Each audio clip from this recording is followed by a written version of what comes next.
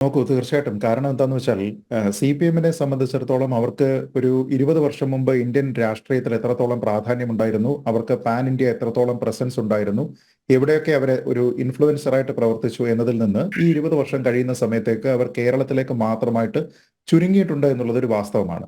അപ്പൊ അങ്ങനെ നോക്കിക്കഴിഞ്ഞാൽ CPM എന്ന് പറയുന്ന പാർട്ടിയേക്കാൾ മുകളിലേക്ക് ശ്രീ പിണറായി വിജയൻ വളർന്നിട്ടുണ്ടോ എന്ന് ചോദിച്ചു കഴിഞ്ഞാൽ രാഷ്ട്രീയമായി വളർന്നിട്ടുണ്ട്. കാരണം ഈ പാർട്ടിയുടെ സംഘടനാ സംവിധാനം പല സംസ്ഥാനങ്ങളിലും തീരെ ദുർബലമാകുന്നു, പല സ്ഥലങ്ങളിലും ജീർണിച്ച അവസ്ഥയിലാണ്.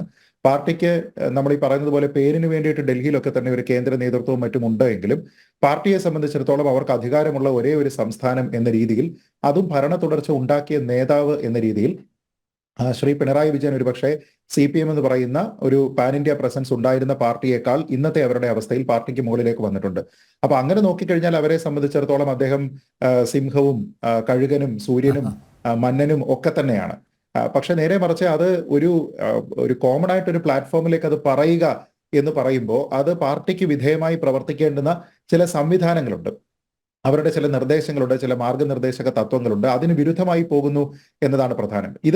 ഇതിനെ പറ്റിയിട്ടുള്ള കൃത്യമായിട്ടുള്ള തിരിച്ചറിവ് ശ്രീ പിണറായിക്കുമുണ്ട്. അദ്ദേഹത്തിനും അറിയാം അദ്ദേഹം പാർട്ടിയേക്കാൾ കൂടുതൽ ശക്തനായിട്ട് വളർന്നിട്ടുണ്ട് എന്ന്. അതുകൊണ്ട് തന്നെയാണ് പല തീരുമാനങ്ങൾ എല്ലാം തന്നെ ഏകപക്ഷീയമാണ് എന്ന രീതിയിലത്തേക്ക് തന്നെ പലപ്പോഴും വരുന്നത്. അദ്ദേഹത്തിന് മാത്രമായിട്ടൊരു എക്സംഷൻ കിട്ടിയതിനു ശേഷം മന്ത്രിസഭ ഉണ്ടാക്കുന്ന സമയത്ത് പോലും മറ്റൊരാളിനെ ആവർത്തിക്കാതിരിക്കാൻ വേണ്ടിയിട്ട് നോക്കുക തുടങ്ങിയ പല രീതികൾ ചെയ്യുന്ന സമയത്തെല്ലാം ഇദ്ദേഹം ഒഴിവാക്കപ്പെടുകയാണ്. അപ്പൊ അങ്ങനെ ഒരു രീതി അവിടെ കൊണ്ടുവന്നിട്ടുണ്ട്. ഒരുപക്ഷെ കൂട്ടമായിട്ട് പാർട്ടി എടുക്കുന്ന തീരുമാനം, പാർട്ടി സെക്രട്ടേറിയറ്റ്, പാർട്ടിയുടെ പോളിറ്റ് ബ്യൂറോ തുടങ്ങിയ സംവിധാനങ്ങൾക്ക് വിധേയനായി പ്രവർത്തിക്കേണ്ടുന്ന ഒരു സംസ്ഥാനത്തെ മുഖ്യമന്ത്രി എന്ന രീതിയിൽ നിന്ന് അദ്ദേഹത്തിനനുസരിച്ച് മാത്രമായിട്ടുള്ള മറ്റ് സംവിധാനങ്ങളെല്ലാം വരുന്ന രീതിയിലത്തേക്ക് മാറിയിരിക്കുന്നു എന്നതിനെപ്പറ്റി ഏറ്റവും കൃത്യമായിട്ടുള്ള ബോധ്യമുള്ളത് ശ്രീ പിണറായി വിജയന് തന്നെയാണ്.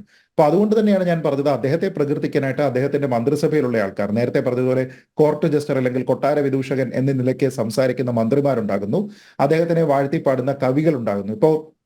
നമ്മൾ ഈ ഇപ്പോൾ വന്നിരിക്കുന്ന ആ ഒരു കുറേയധികം അബദ്ധങ്ങളൊക്കെ എഴുതിയിരിക്കുന്ന സ്വജനപക്ഷവാദികളിലെ മാസ്റ്റർ എന്നൊക്കെ പറഞ്ഞ് ഇദ്ദേഹത്തെ വിശേഷിപ്പിച്ചിരിക്കുന്ന ആ ഒരു കവിത മാത്രമല്ല, മറ്റുള്ള സ്റ്റാൻഡേർഡ് കവികളുടെ കവിതകളുണ്ട്. ഇപ്പോൾ നമ്മളൊന്ന് ആലോചിച്ച് നോക്കിക്കഴിഞ്ഞാൽ, ഓർമ്മിക്കുവാൻ ഞാൻ നിനക്കെന്ത് നൽകണം, ഓർമ്മിക്കണം എന്ന വാക്കു മാത്രം എന്ന മധുര മനോഹര വരികൾ എഴുതിയിരുന്ന ശ്രീ കാട്ടാക്കട മുരുകൻ നായർ, അദ്ദേഹം പിന്നീട് ശ്രീ പിണറായി വിജയനെ പറ്റി എഴുതിയിരിക്കുന്നു. നേരത്തെ ഇവിടെ പറഞ്ഞതുപോലെ അദ്ദേഹം സൂര്യനാണ് എന്ന രീതിയിൽ സൂര്യ സാന്നിധ്യമായിട്ട് പറയുന്ന സമയത്ത് അതിൽ പറയുന്ന എന്താണ്, കരുതലിനൊരു കാവല് പോലെ എരിയുന്ന സൂര്യൻ എന്നാണ് പറയുന്നത്. അപ്പോൾ അത് ആരെ പറ്റിയാണ്? പിണറായി വിജയനെ സൂര്യൻ എന്ന് ആദ്യം വിളിച്ചിരിക്കുന്ന വ്യക്തികളിൽ ഒരാൾ ശ്രീ മുരുകൻ നായരാണ്.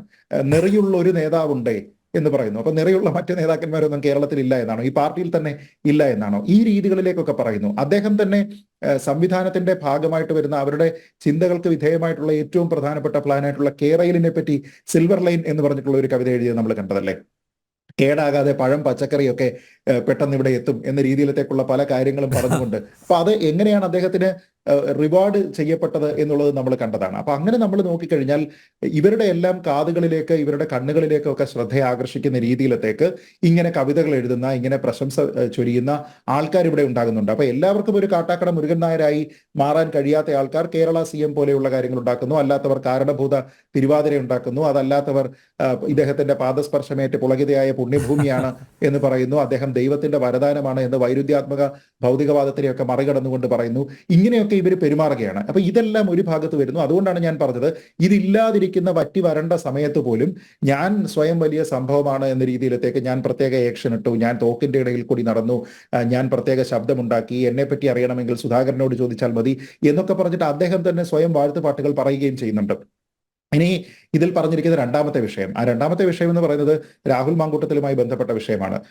ഇദ്ദേഹം ഇവിടെ ശ്രീ ബലദേവ് സച്ചിദാനന്ദൻ ഇവിടെ പറഞ്ഞത് സന്തോഷത്തോടെ പോലീസിന്റെ കൂടെ പോകുന്ന രാഹുൽ മാങ്കൂട്ടത്തിലിനെ കണ്ടു, അല്ലെങ്കിൽ അദ്ദേഹത്തെ സന്തോഷത്തോടു കൂടി കൊണ്ടുപോകുന്ന പോലീസുകാരെ കണ്ടു. ഇത് വെളുപ്പിലെ വീട്ടിൽ നിന്ന് അദ്ദേഹത്തിന്റെ കല്യാണ നിശ്ചയത്തിന് ഇറങ്ങി പോകുന്നതല്ല. ഇവിടെ ഇവിടെ ഇവിടെ ഒരു രാഷ്ട്രീയമായിട്ടുള്ള ഒരു പ്രതിഷേധം നടത്തിയതിന്റെ പേരിലാണ് ഒരാളിനെ ഈ രീതിയിൽ തീവ്രവാദിയെ തടയുന്ന രീതിയിൽ, അല്ലെങ്കിൽ ഇവിടെ PFI-കാരെയൊക്കെ അറസ്റ്റ് ചെയ്യുന്ന രീതിയിലത്തേക്കൊക്കെ ആൾക്കാരെ കൊണ്ടുപോകുന്ന രീതിയിലത്തേക്ക് അദ്ദേഹത്തെ കൊണ്ടുപോകുന്നത്. അങ്ങനെ കൊണ്ടുപോകേണ്ടുന്ന ഒരാളാണോ എന്നുള്ളത് ആലോചിച്ച് നോക്കുക. ഇപ്പൊ ഞാനൊരു കമ്പാരിസന് വേണ്ടിയിട്ട് പറയാം. SFIയുടെ സംസ്ഥാന നേതാവ് ഒരു ഹസൻ മുബാറക് ഉണ്ട്.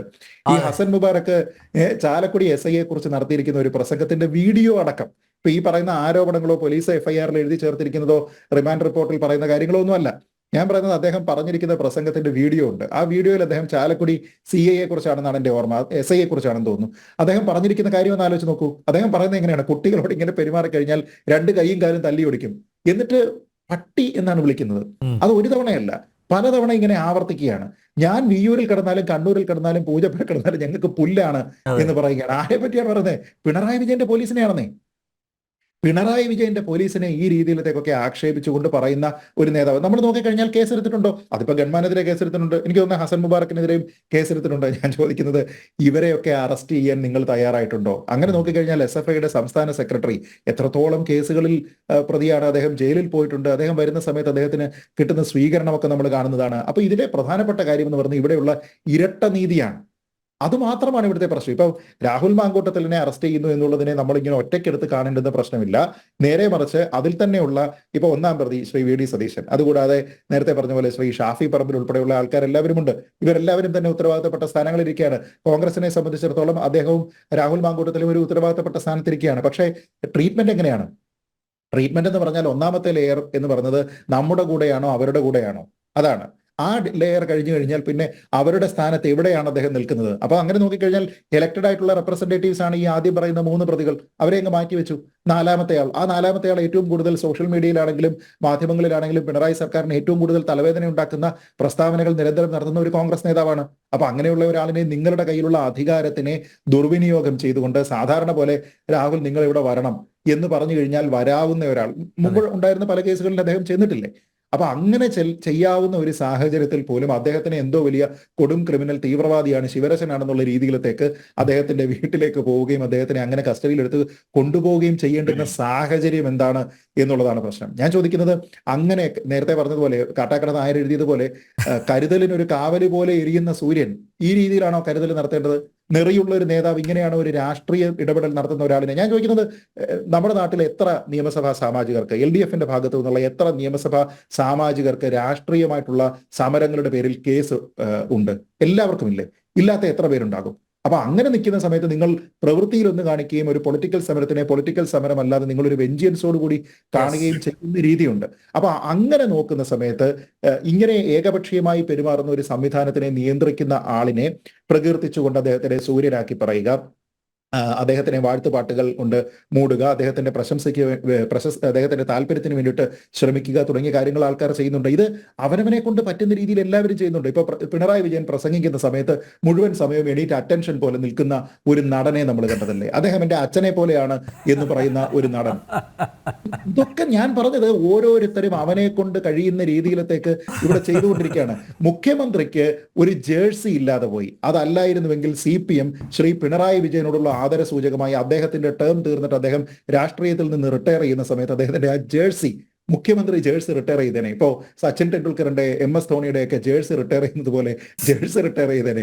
എന്തെങ്കിലും നിവൃത്തി ഉണ്ടായിരുന്നെങ്കിൽ ഒരുപക്ഷെ ഇവിടുത്തെ കറുപ്പ് നിറം തന്നെ നിരോധിച്ച് കളഞ്ഞേനെ. അതിനൊന്നുമുള്ള മാർഗം ഇവിടെ ഇല്ലാത്തത് നമ്മുടെ നാട്ടിലുള്ള നിയമ സംവിധാനം, നമ്മുടെ നാട്ടിലുള്ള ഭരണഘടന അത്രത്തോളം സ്വാതന്ത്ര്യം ആൾക്കാർക്ക് തരുന്നത് കൊണ്ടാണ്. ഞാൻ പറയുന്നത്, അങ്ങനെ സ്തുതിപാഠകരെ കൊണ്ട് ഇങ്ങനെ ചുറ്റി അദ്ദേഹത്തിന്റെ ഇമേജിനെ വർദ്ധിപ്പിച്ചിട്ട് അയ്യങ്കാളിയോടൊപ്പം ശ്രീനാരായണ ഗുരുവിനോടൊപ്പം തച്ചോളിയോടൊപ്പം ഒക്കെ വെക്കാനും ഇതിഹാസ പുരുഷൻ, ചരിത്ര പുരുഷൻ എന്ന് വാഴ്ത്താനും ആൾക്കാർ ഇവിടെ ഉള്ളപ്പോ, അങ്ങനെയുള്ള ആൾക്കാരാണ് അദ്ദേഹം എന്നും കാണുന്ന on a day to day basis അദ്ദേഹം ഇന്ററാക്ട് ചെയ്യുന്നത് എന്ന് പറയുമ്പോൾ ഇവരോട് പറഞ്ഞത് നിർത്താൻ കഴിയുന്നില്ല അദ്ദേഹത്തിന് എങ്കിൽ മറ്റുള്ള ആൾക്കാർ ഇങ്ങനെ പാടി പുകഴ്ത്തലുകളോടുകൂടി ഇങ്ങനെ ഒരുപാട് നായരും നമ്പൂതിരിയും ഒക്കെ ഇനിയും ഉണ്ടാകും. ഈ നായരും നമ്പൂതിരി ഒക്കെ ആണല്ലോ ഈ വാഴ്ത്തുപാട്ടുകളൊക്കെ എഴുതിയിരിക്കുന്നത്. പൂവരണി നമ്പൂതിരിയുണ്ട്, കാട്ടാക്കട മുരുകൻ നായരുണ്ട്. അപ്പൊ ഇങ്ങനെയുള്ള ആൾക്കാരൊക്കെ തന്നെ ഇതിങ്ങനെ എഴുതിക്കൊണ്ടിരിക്കും. അപ്പൊ അങ്ങനെ നോക്കിക്കഴിഞ്ഞാൽ അതിനെ ഒരു എന്താ പറയുന്നത്, കേരളത്തിലെ ഒരു പ്രത്യേകമായിട്ടുള്ള ഒരു പ്രതിഭാസമാണ് എന്ന രീതിയിലൊക്കെ കാണുക എന്നുള്ളത് മാത്രമേ നിവൃത്തിയുള്ളൂ എന്നുള്ളതാണ് എന്റെ അഭിപ്രായം. സന്ദീപാനന്ദഗിരി ഇതിഹാസം എഴുതുകയായിരിക്കും, ഇതിഹാസ പുരുഷനെ കുറിച്ച്.